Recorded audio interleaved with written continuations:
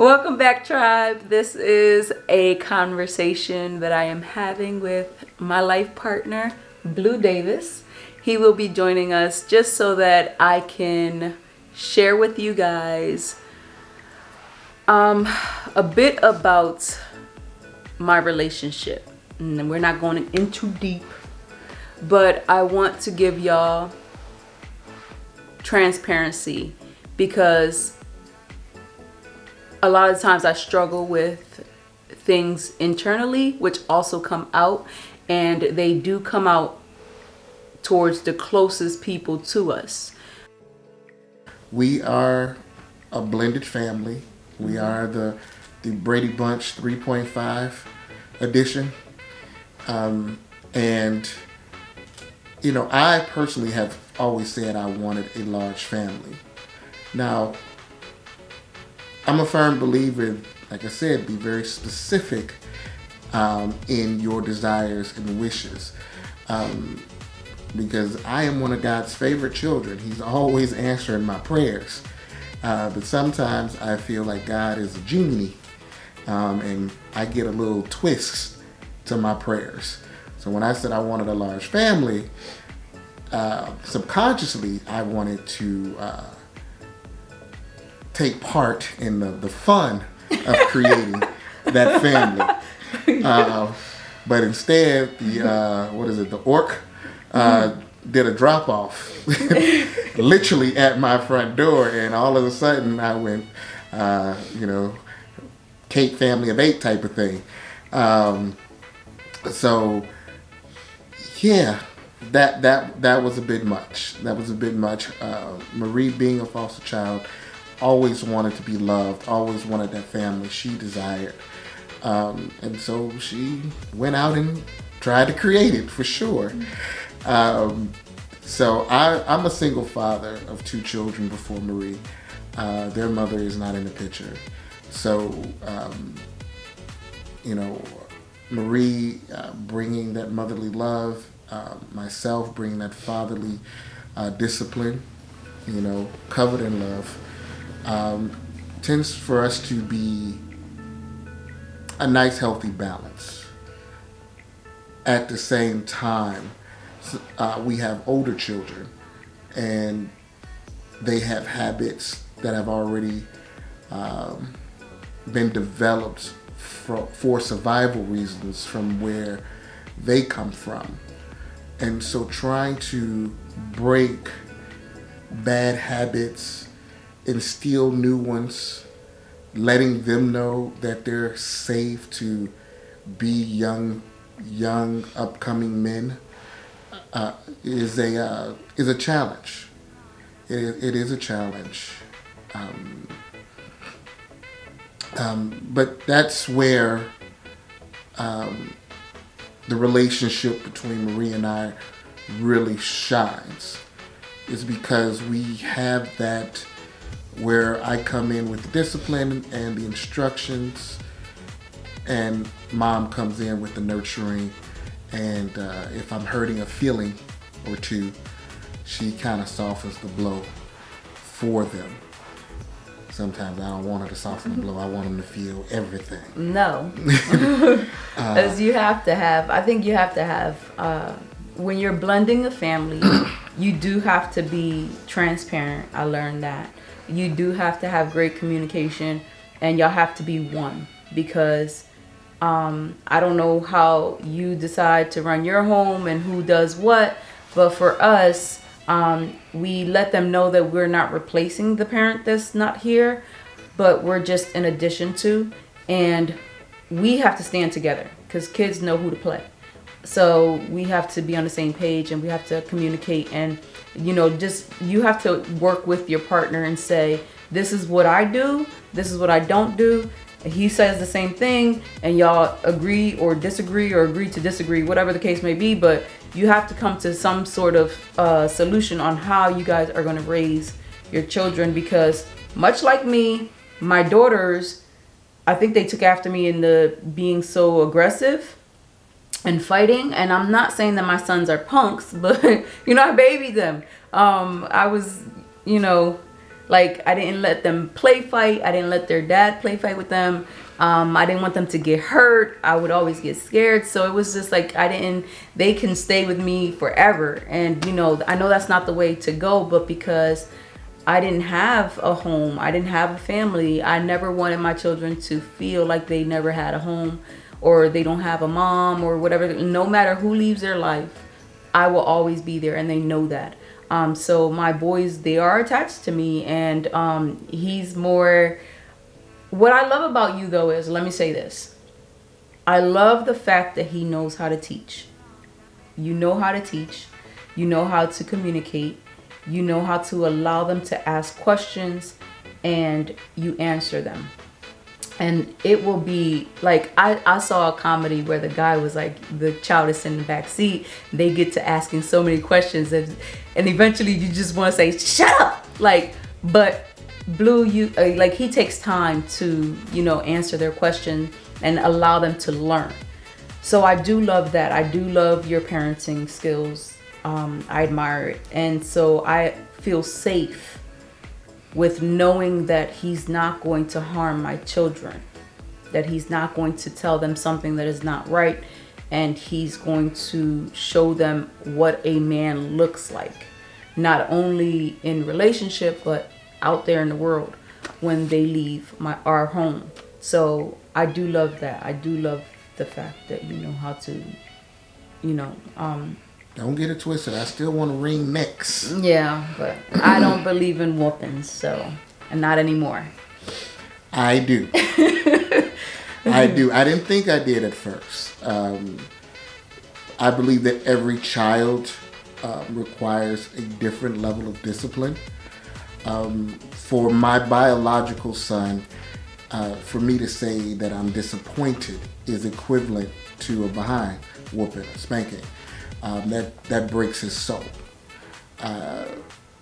That for him, that's worse than a whooping. He doesn't want the whooping, but it lasts longer. My words of saying that I'm disappointed. My daughter, my biological daughter, I want to be clear about that, is she's a smarty pants. So when she gets in her modes or wants to see what things she can get away with in life, she's different. So she requires, unfortunately, foot to behind, for lack of better words, for her to be readjusted.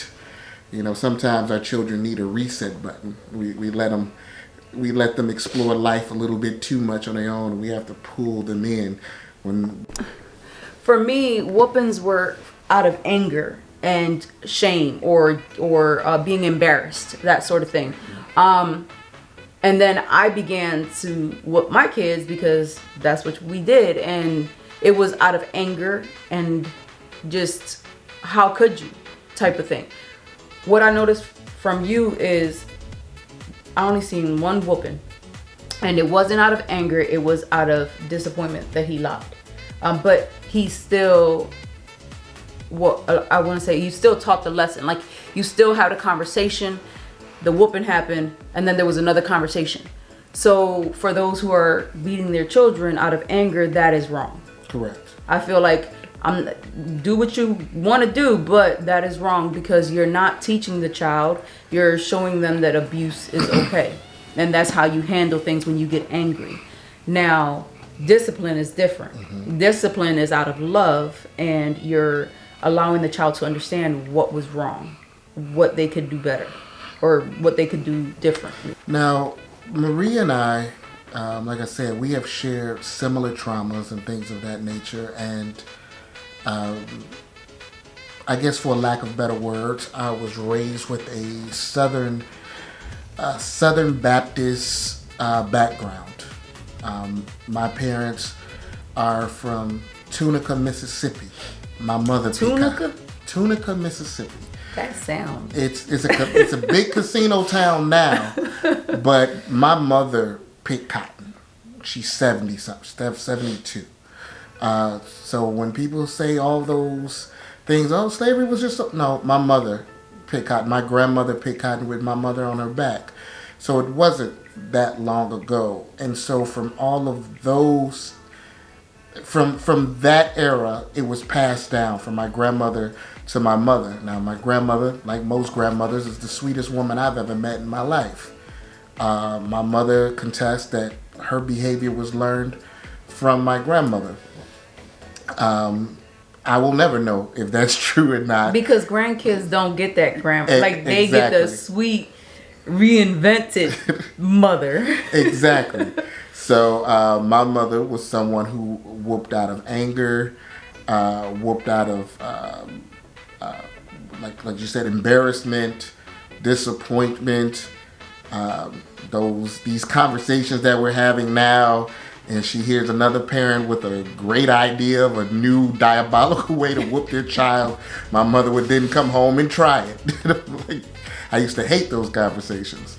So I thought that I would never, ever hit my children. Like I said, I have 2 biological children, and I have 3. I have 3, but I have 2 biological children that I've raised on my own. A single parent of 2. And with that being said, I whooped each of them combined total of 5 times. So I can still count on one hand. And the whooping that she witnessed, that made number 5. That had to happen, more of a reset. I know me. I'm 5'11", almost 300 pounds. So we're talking about small frames, 40 and 60 pound children. I have no business hitting them out of anger. And because of the type of person that I am, I know how I get when it's a violent situation. So I'm not trying to be violent with my babies. I love them. It is a reset, and that's all that is. I check once the corporal punishment has taken place. Like she stated, I have a conversation and make sure that the reset button was put in place.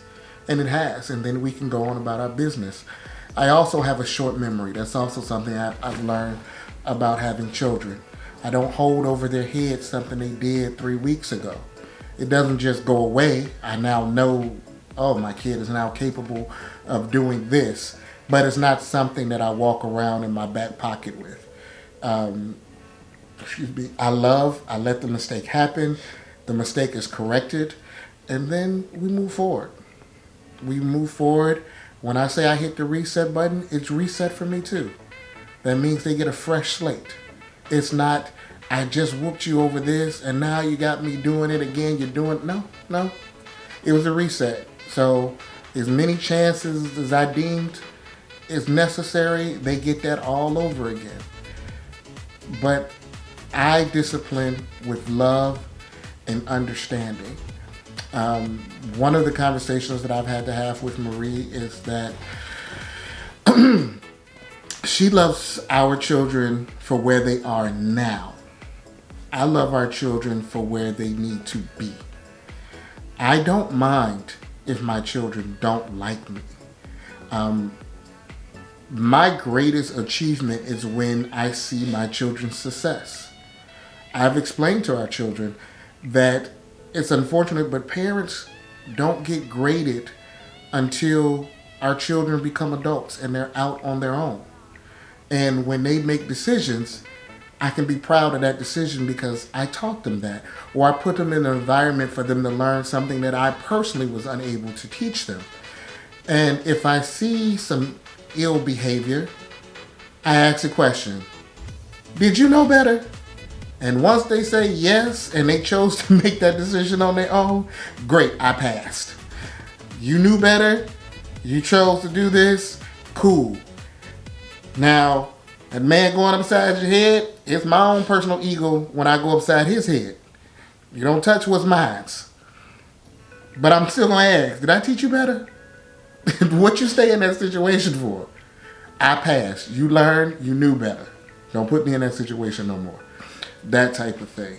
So that's where we are right now. So it's, especially with the teenage boys, we're in a difficult place of her still loving them where they are. versus where they're headed. And I think we both have to get on the same page with loving them for where they're headed. She can still, obviously, she's mom, she's still allowed to be soft. But one of the ways I explained to her, as you know, this gender role, I heavily believe in, and it is becoming a lost idea in today's society, primarily because of social media and things of that magnitude. But the husband is supposed to lead with God. Head of household is not just because I have a penis between my legs. That's not what a man is. A man is a title that has to be earned, and it can come and go. And being a man also is about accountability. So with that accountability, I have to make sure that our children and our home is in a safe place, and that I'm providing to the best of my ability and not settling for where my ability is today, but also trying to grow so that my family can continue to grow. So with that being said, it goes God, husband, family, wife, then family. So if we're doing that, I discipline from God. God disciplines his children. It's not just I forgive. And no, yes, you're forgiven, but you also have to get this punishment that comes with it. And I've explained it to the children like this. The word is called an accident. If I go out there and I have an accident, it wasn't called on purpose. I didn't hit the car on purpose. I had an accident, but there's still consequences for me hitting that. Everybody knows that I didn't do it on purpose, right? I didn't hit that car on purpose. I was probably looking at my phone or was distracted. A deer ran out into the street, a dog, whatever the case, somebody cut me off, and we had an accident. People lose the concept of what words truly mean. But when I have to pay to get that car fixed, that's part of the penalty of that. Nobody's fixing the car for free. I have to pay for it. I have to pay for the other person's car. I have to pay for their medical bills. So there's consequences to the things that we do. It's no free ride in anything. It's an accident. So just as that has consequences, living under our roof has its consequences. But just as God rewards for being disciplined, for being grateful, for taking care of the little bit that he's given us, he gives more. And just like God does that for me, I hand that same blessing down to my family. And that's how I try to parent. That's why she sees and likes the way that I parent, because I'm parenting from a God standpoint. I look at how my father has raised me, my heavenly father and my earthly father have raised me, and they raised me from the same point of view. We Old Testament over here. Y'all can keep the New Testament, where everything is sunshine and roses, and your kids is trying to kill you for not cutting off the Wi-Fi. I'm not with that. I want that healthy fear, that respectful fear, And yes, I might chop one of my children in the throat, for no reason. So they think daddy crazy when they get too big for me to handle. No, my daddy crazy. He just chop you for no reason. That's it. I'm not like the New Testament or the New Age parents where they just soft parent or put the kid in timeout for the age or whatever. That's not me. I just don't want to beat my children because I didn't know how to communicate. So no matter what, if I beat them, it's going to be out of anger and frustration because I can't get my words out and I can't communicate. I don't know how to tell them what they did wrong when I'm angry. So I said, all together, we're just going to cut it out. And this was when I was married. We were going to cut it out. We weren't going to beat them because we needed to learn how to communicate and not whoop them out of anger. So to this day, I still don't beat my kids. I rather have a conversation with them and take things away, because like he said, they go crazy. If there is a power outage and the internet goes off, everybody will come out their rooms and we will have a family meeting. We can gather as a family downstairs and play some games. No, I'm just joking, because we do have family times, family days that we get together. But when the internet comes out, when the internet is cut off, they don't know what to do. And he's seen it firsthand. My kids will actually do their chores and stuff like that right away when you threaten them with the internet being cut off. So that's just me. I don't think it's wrong. I'm not against it. If you whoop your children, that's on you. That's what you do. But I don't do it because I don't know how to communicate. And I feel like that's a big part of adults. Y'all need to be honest with yourselves. If you don't know how to do something, say that. Learn how to do it. Practice it. Because we want things done to us. Like, I want him to be transparent with me, but I'm not transparent with him all the time.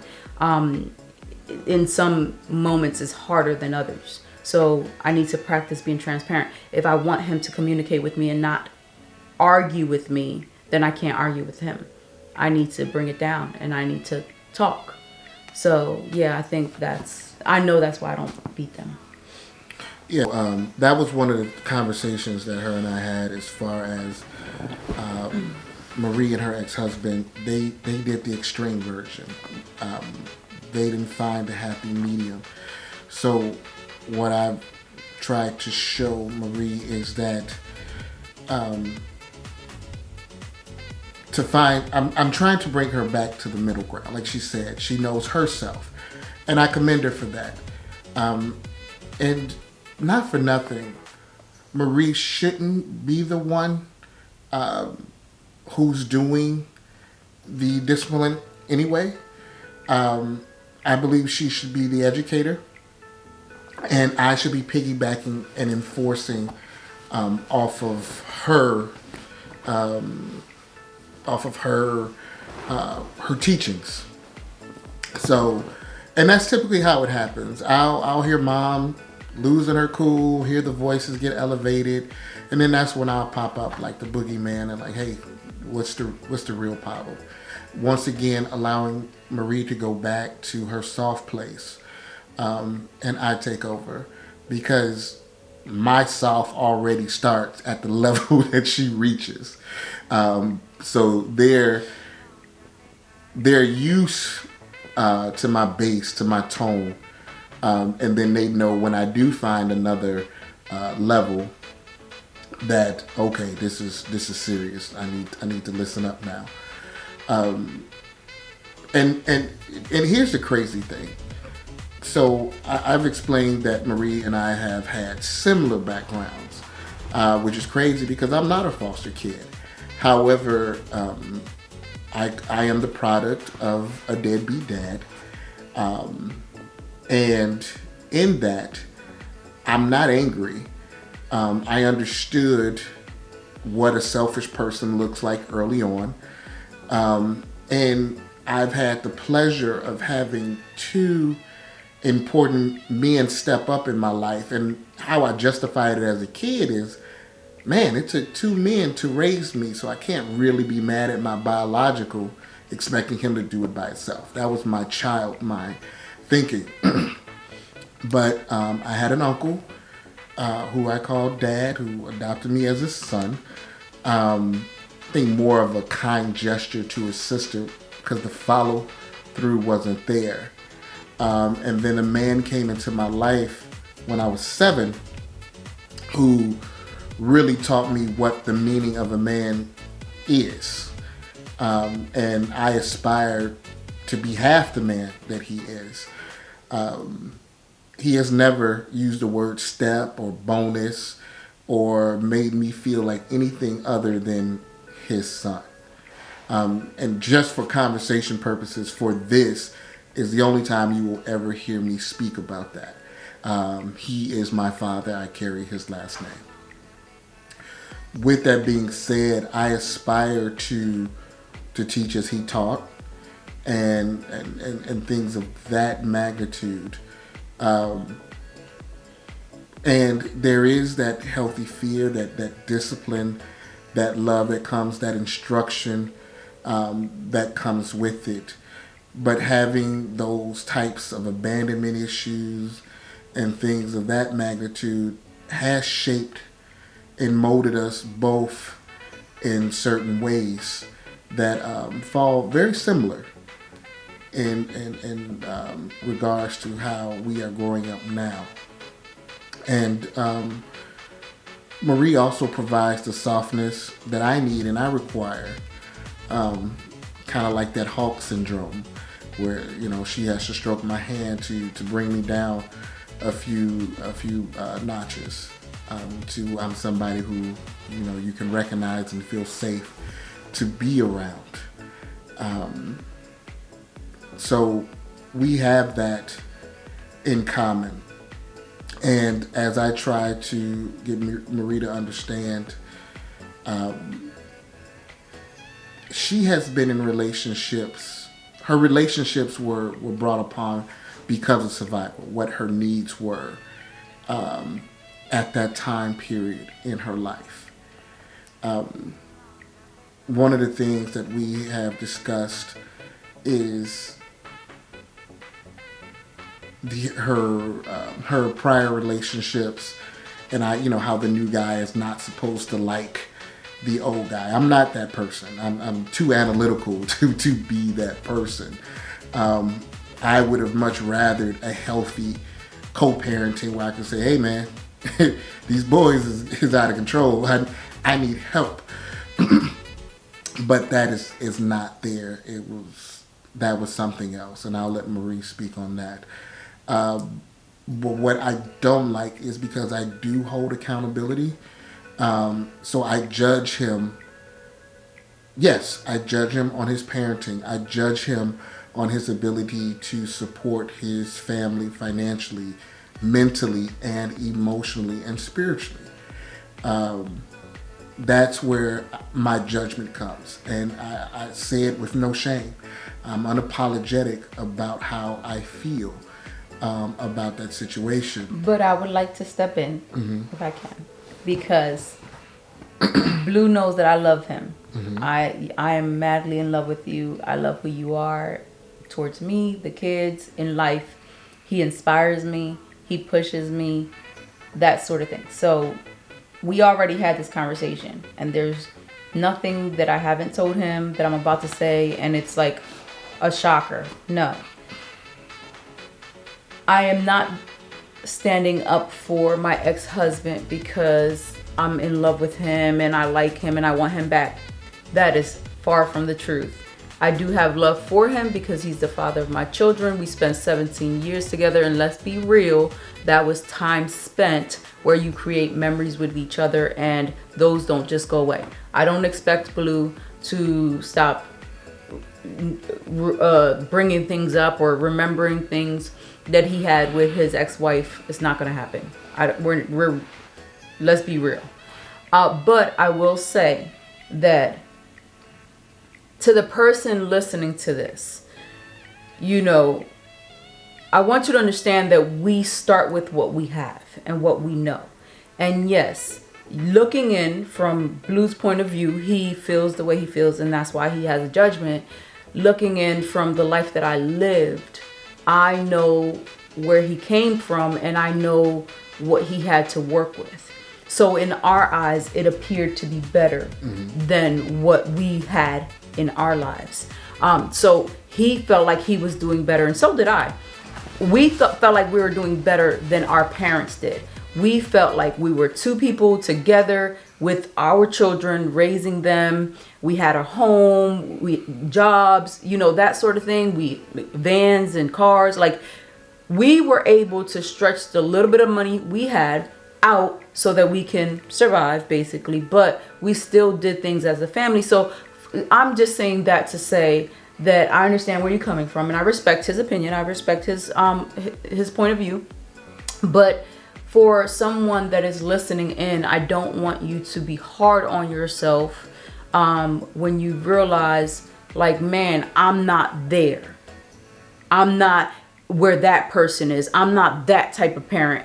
We need to extend grace to ourselves, and we also need to be real, because there was a point in time where I wanted to move forward, and I found personal development, and I found faith building, and I was moving faster than he was, and I was pulling him along. And it was like I can see things that were not right, and I would speak up, and things weren't getting done, and that it actually was getting worse, because like you allowed me to see, to understand, was that when somebody realizes that they lack in something or whatever, they don't feel enough, or they don't feel good enough, or that like they're qualified, they go seek validation elsewhere.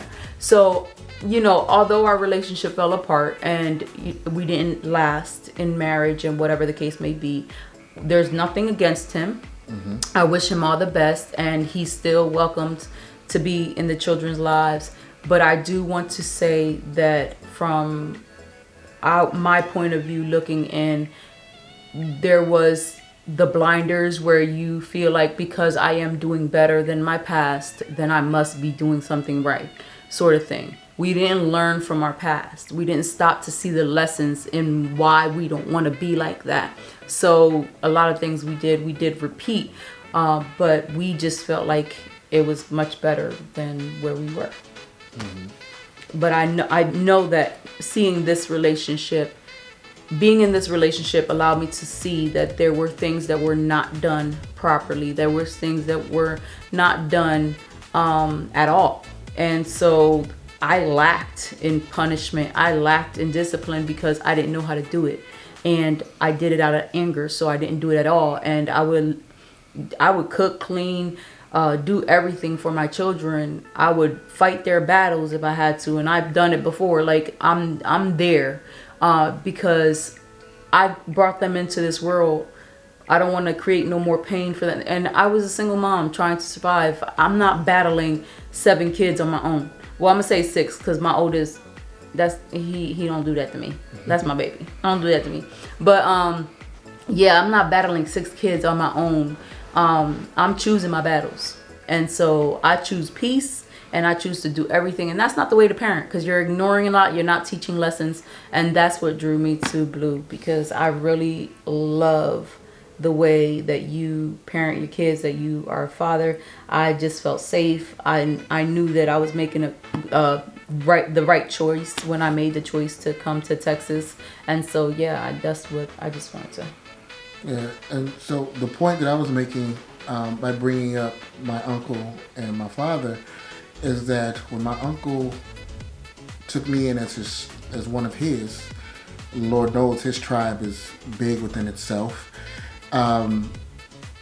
It was more just verbal. There was no real action behind it.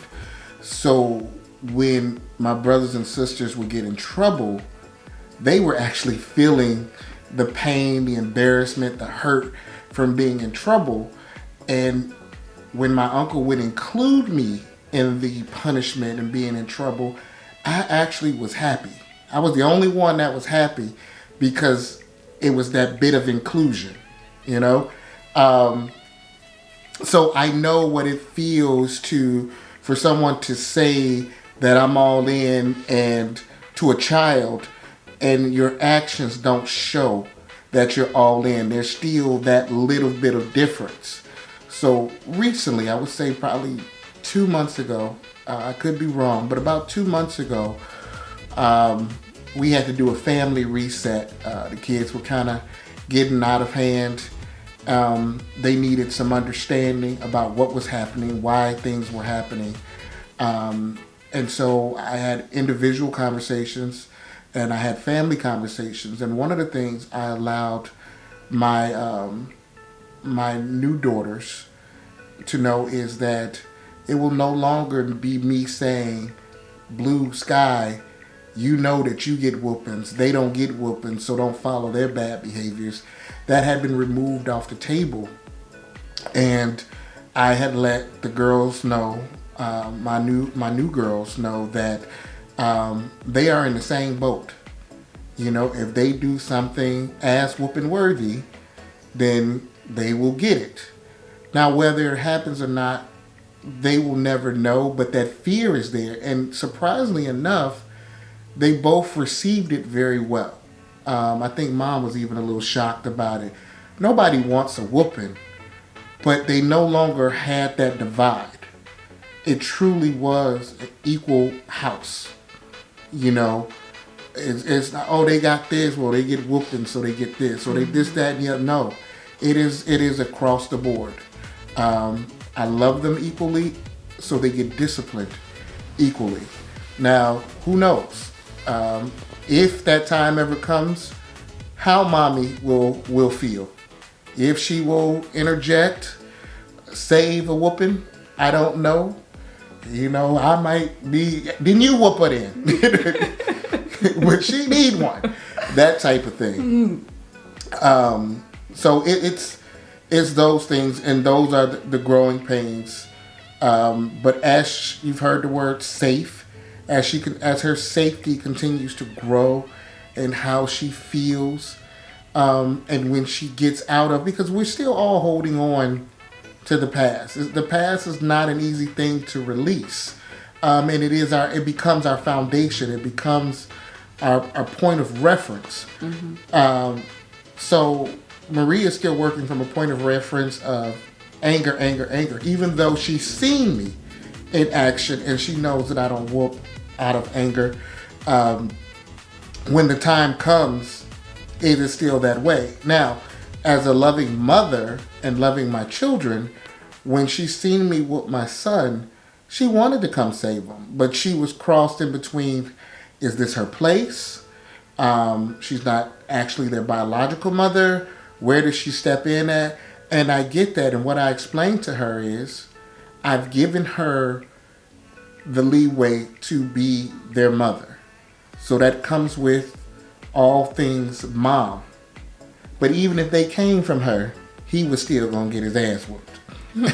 And she would just have to be mad at me, even in the best of circumstances. I think that's probably the biggest thing that we don't agree on. And like I said, it's primarily from her personal traumas and the traumas that she created for herself as well. I think it was a huge extreme, doing it for the wrong reasons and then just cutting it off altogether. But mind you, my children are 8 or 9. They 5 times their entire life combined. So this is not a daily practice. And you can see, like I said, you can see with his children that there is love, that they feel safe, that there's nothing abusive, and they understand the lesson.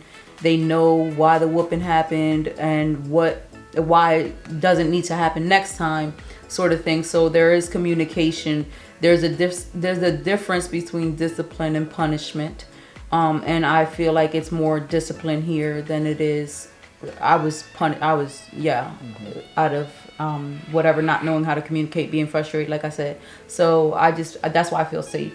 I feel safe. And for me, I wouldn't, it's not happening. But I allowed him to say it because I know what it feels like to, like you. Feel all the way included. Yeah, I always desired to feel a part of something, to feel loved. And my dad, he knows I'm very protective. I'm very jealous, and that's my dad. So when he speaks about me and he introduces me and all of that, he learned very quick that if he wanted to remain in my life, I don't need you describing like they do in the Bible. You know, the paralyzed man. Like, no, I don't need you describing where we met first. This is my daughter, period.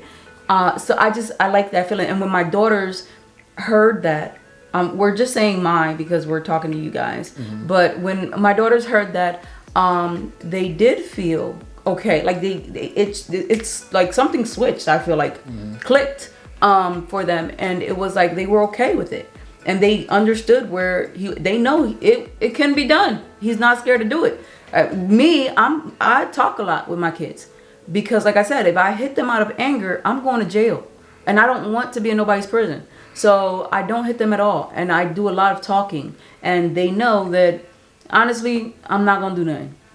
So they can care less. But with Blue, they know that it can happen at any moment. If you do the right thing to get an ASS whooping. And I'm like she said, I'm very transparent. I set all the children down, especially the older ones, and I asked them what was their expectations of me. I had them really think about it. I told them what my expectations were of them. Once again, when I asked, do you understand and do you accept the information that was given to you? And I get yes, that's our verbal contract. I now hold you to that standard. So one of the things that I promised the boys, all of them, is that I'm going to teach them how to be a man because they're adamant about being a man already. So you know what? Then let me show you what a man is. A man is not 18. A man is not a gender. It is a title that gets associated with a gender. And I can go on to that because that's a whole nother topic for me. But it is a title. Being a man is a title. That's why we have 50, 60-year-old men child. They have the body and the image of a man, but they don't have the mental or emotional requirements that it takes to be a man. And accountability is a big one. Having your circle hold you accountable. You holding yourself accountable. The woman that you choose, trusting her judgment, and allowing her to hold you accountable. Even allowing your children to hold you accountable. My children, for so many years, have been my why. And because they're my why, they're my accountability. I think about how successful I became once I had children. I'm like, where was this drive at before? I could be using this money on my Lamborghini. But instead now I got to put it to mouths to feed, and I still don't have my Lambo yet. So, one day. So, I'm still pushing for it. So, it's that type of thing. And I will say this, the older boys, the teenagers, they're teaching me, whether they know it or not, they are teaching me compassion. They are teaching me how to be still. They are teaching me understanding and patience because they try my patience regularly. So because I got them late in life, I know there has to be some other adjustments. I just can't come in as dad. I have to have some kind of friend bond established. That's the only way I'm going to get their trust. And consistency. I communicate with them and I let them know what is happening, why it's happening, whether they like it or not.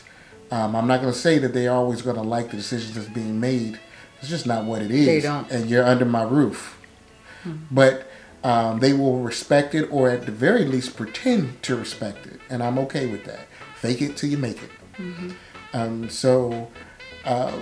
One of my boys, no, I won't say one of them. I'll say each of them require attention on their own. Sometimes, and it's a lot. They all, and that's important because with a large, especially a blended family, my children were used to having me all the time. And like my daughter Marie, she'll lay with me. She slept with me. Naisha would come in the bed as well. She would sleep with me some nights. Naisha's more, she likes her own space, kind of. Jay, same thing. He would come in the room sometimes and he'd sleep with me. He did it more of, I'm going to protect the house. So he would sleep. My room was in the front, so he would sleep with me to keep an eye because he stayed up to like hours in the morning.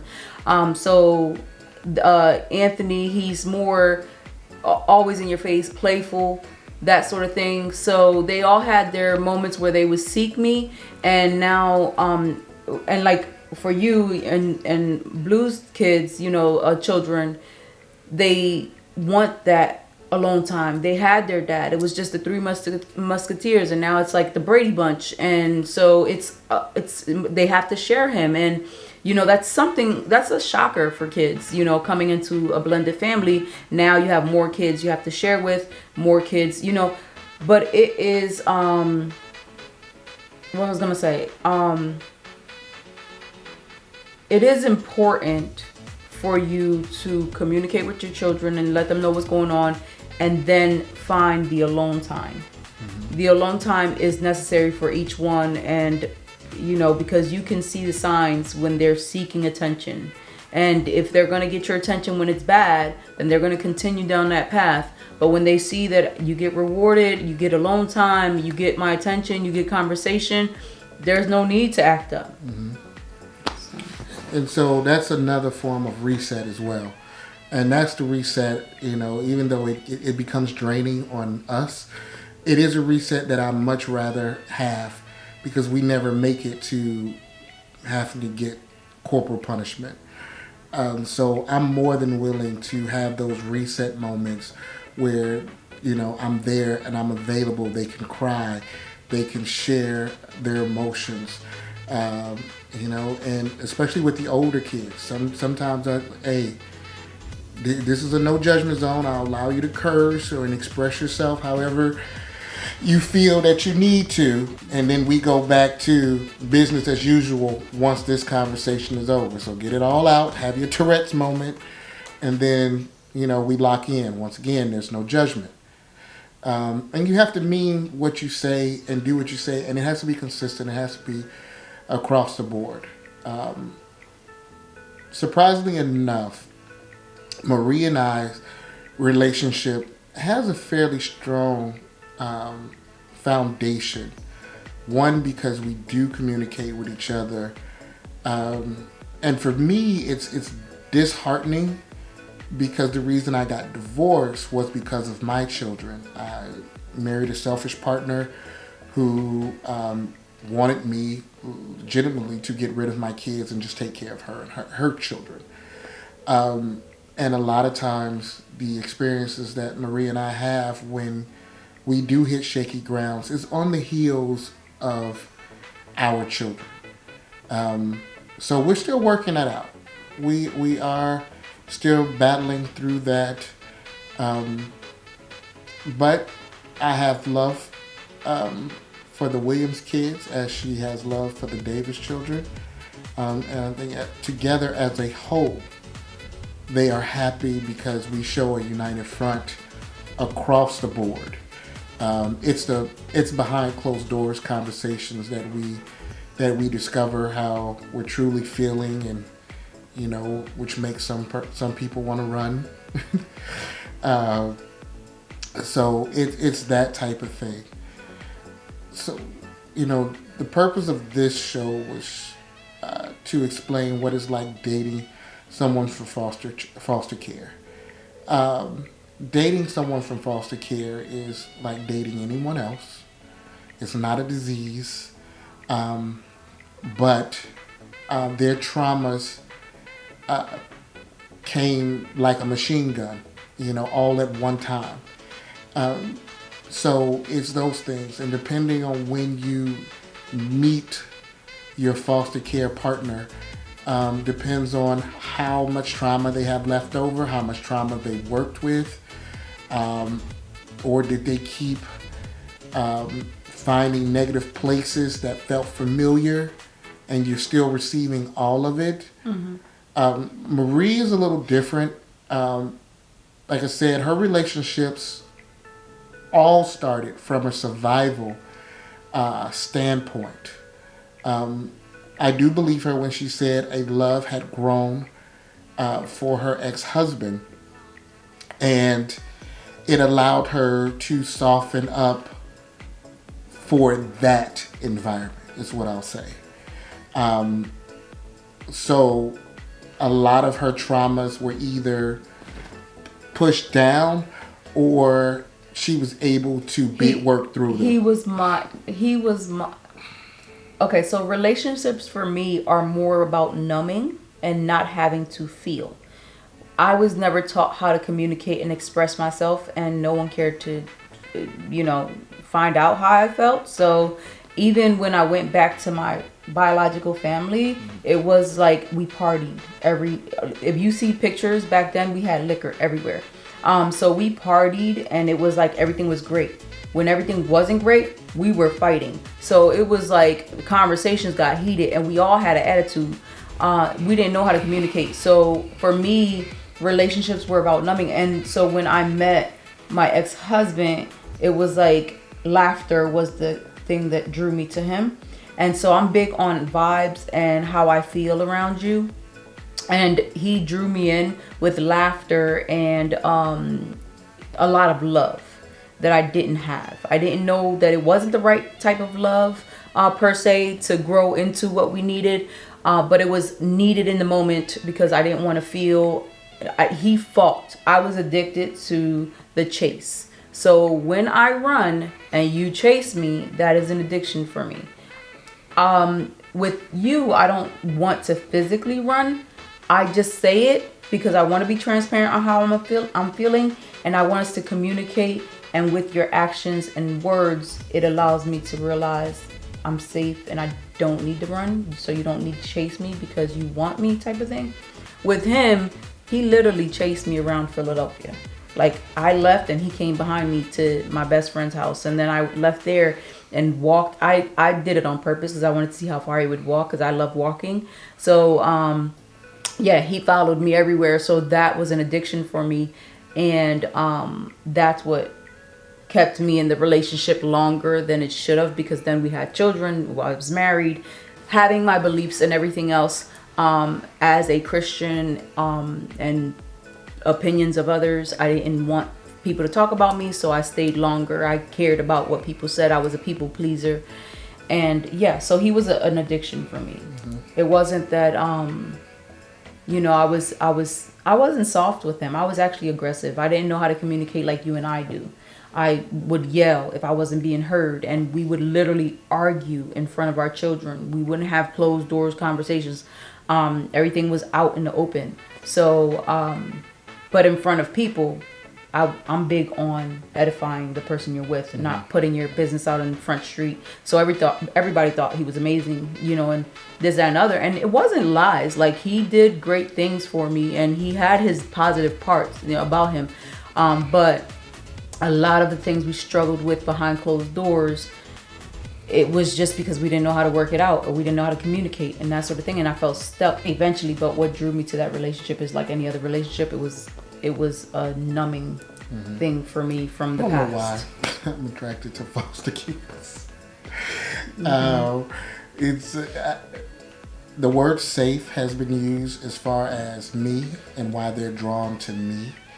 And I feel that it's a similarity as far as the connections of certain abuses that has transpired because they were foster children, and myself enduring some of the things just from one person type of situation.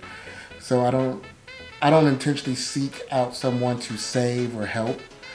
There's an attraction, there's a physical attraction, and then there's a sex drive that I like, and that it appears that hurt people have the sex drive that I desire.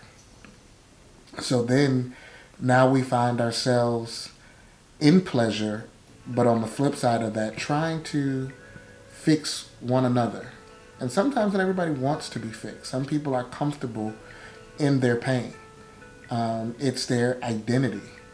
And that's a dangerous place to be. I would strongly suggest finding a different identity than pain. My father taught me a long time ago, growing up as a biracial person with blonde hair at the time and blue eyes. I fought every day. All my life I had to fight. And it was one of those type of things. So it was rough.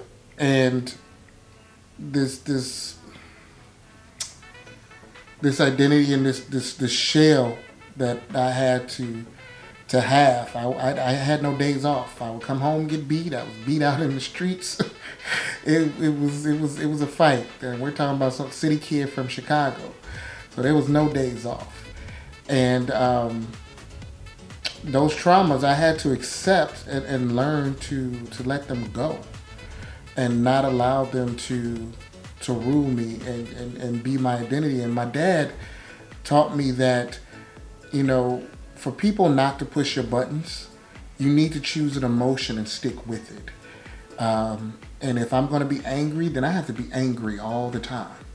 And that's fine if I can do that. But he's like, even in your happy moments, you're going to have to be angry. That way nobody knows what changed your mood. What changed oh, this make him happy. So if I can make him happy, then I can make him mad again. He's like, let me tell you, son, it's a lot easier to smile than it is to frown. You know, so if you always laughing or smiling, somebody make you mad and you smile, it's a lot easier to smile. You know, and if somebody do something stupid and make you laugh, well, you always laughing and smiling, so nobody knows that your emotions has changed. So he said, pick one. Either happy or sad, whether it's real or fake, and let that be your emotion that you carry.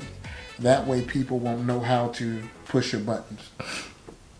And it helped me. It was definitely a fake it till you make it type of situation until you finally get there. And I'm human. I have my flaws. But you foster kids have to realize that, one, not everyone has the desire to leave you. There are some people who want to stick it out and work with you through it. The whole let me leave them before they leave you. I've experienced that. Creating a toxic environment because that is what feels familiar. The norm. The norm for you. Mm-hmm. So you try to create a good environment and turn it to what feels familiar. So once again, we get back to that loss. Because we have to, a lot of times we have to create the narrative that proves us right. Mm-hmm. So when we feel like nothing's going to work out, we'll create the situation. And then when it doesn't work out, we either blame or justify, like we don't take responsibility. Because a lot of times we don't know that it's happening. We don't know that we're the cause of our own pain. So, and I want to go back to what you said, because if Blue was the way he was taught, then we wouldn't work out, because his energy is very calm right now. I actually have my leg on him because I feel safe and calm. He knows that when we're in like therapy, I sit far over here because I don't know what's going to be said or whatever, but I feel more safe and calm right now. So I am touching him. And if he was the way he said that he was taught with me, we wouldn't work out, because it's just he knows I match energy. So if he's aggressive with me, I'm going to be aggressive with him. Or if he comes off like he's faking it, I will feel that he's faking it, and something I would argue it down until I get to okay, see, I was right. And it wouldn't work. It would be stressful. I'm big on peace. And I try to give peace. I try to be peace, and sometimes I'm not peaceful. So if you're disrupting the little bit of peace that I have, then yeah, it wouldn't work. And so I just want to say that with me, he's very, very calm. He brings me down a notch, and he approaches me with respect. He asked me if he can touch me or hold me, if he can be in my space, that sort of thing. And sometimes when I reject you or like say no, I don't want to, it's not that I don't. Sometimes I just want him to just like do it, but I know it's out of respect and not knowing, how I am that day. But yeah, coming off at somebody that way, being mean or angry or whatever, when they are a fighter, natural fighter, because they had to be, that's how you were raised to fight, that will cause tension in the relationship. Yeah. So now we're just working on her soft girl era. She went from tomboy to mom. So she's never really had the space to grow into what society says a woman looks like. I'll say that. Okay, so now that we're in this topic, because originally this was supposed to be about us, it turned into family, and I don't care, because we foster children, the tribe, we need to understand a better way of parenting. A lot of us didn't have a good example, so it's fine. And I would like to know what you feel what is something that is healthy and positive in a relationship to take the relationship to the next level? Like, what does the relationship need? It sounds basic. It's going to sound generic. You guys are probably waiting to hear something, the Jesus music come down, but it's really not as crazy as people think it is. It's communication. Listening to understand and not win is key. I never try to win a conversation with this woman here. I speak from a place of trying to understand. Learn, understand, make sure that I'm being understood. So it's communication. That's our greatest tool. When we don't communicate effectively is when we have the most problems. So in any relationship, children, parent to child, husband and wife, partner and partner, communication is key.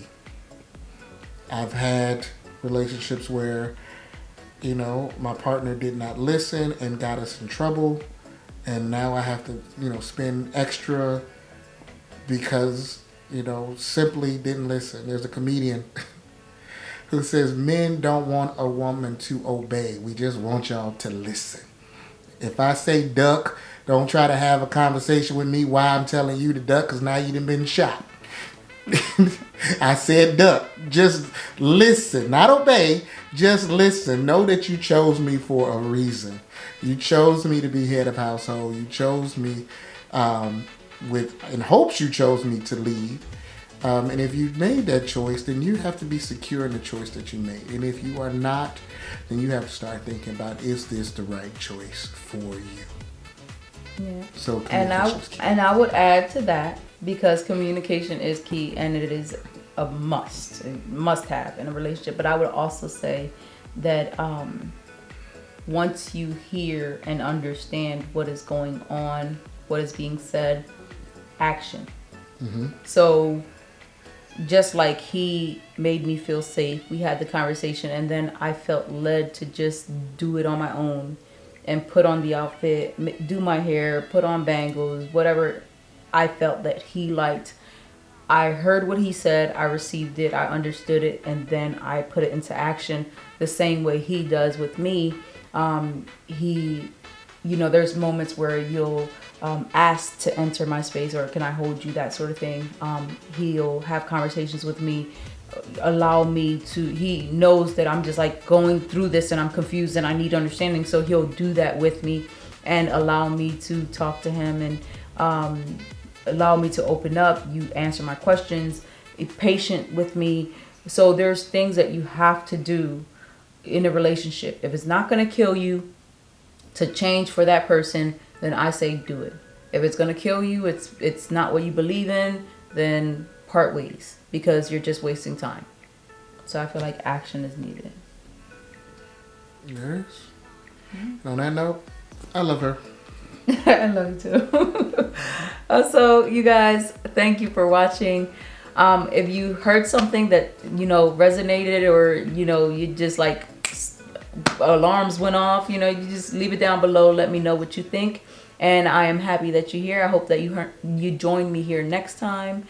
You guys, remember, as I always say, you don't deserve to be abused. You don't deserve to be neglected. You don't deserve anything negative that the people that are doing it, they lead you to believe. You don't deserve that. You deserve to live a blessed life, the life that you desire, the life that God created for you. But the one thing we have to take note on is that we have to put action. We have to do in order to live that life. So it's your responsibility to get you to where you need to be. Yes, people may have caused trauma and they may have done whatever they did to you to cause pain, but now that pain is yours. You have to manage it and you can't let it control you. So I pray that you believe that you are loved, and that you deserve every